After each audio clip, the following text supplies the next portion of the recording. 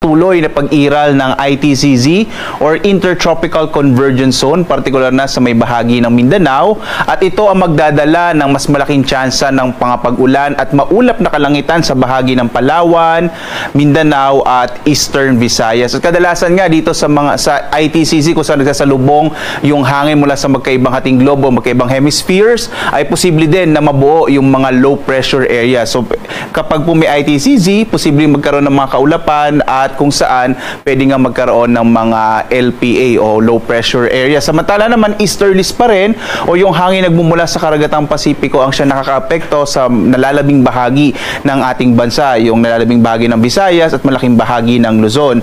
Asahan pa rin natin ang medyo mainit at tanghali habang mas malaking tsansa ng mga thunderstorms sa hapon hanggang sa gabi sa malaking bahagi ng ating bansa. At patuloy naman tayo maglalabas ng mga thunderstorm advisories mula sa iba't ibang mga regional services Division ng Pag-asa. Makikita yan sa ating website, iba't ibang yung mga social media platforms kung saan nga magkakaroon ng mga thunderstorms na usually nagtatagal ng mga 1 hanggang 2 oras. Mapapansin nyo, mas napapadalas na yung mga thunderstorms natin sa hapon hanggang sa gabi dahil nga normally po kapag buwan ng Mayo at Hunyo, doon nagsisimula na yung panahon ng tag-ulan sa ating bansa. Samantala, sa ngayon naman, wala pa rin tayong minomonitor na anumang bagyo, wala pa rin low pressure area sa loob at labas ng Philippine Area of Responsibility.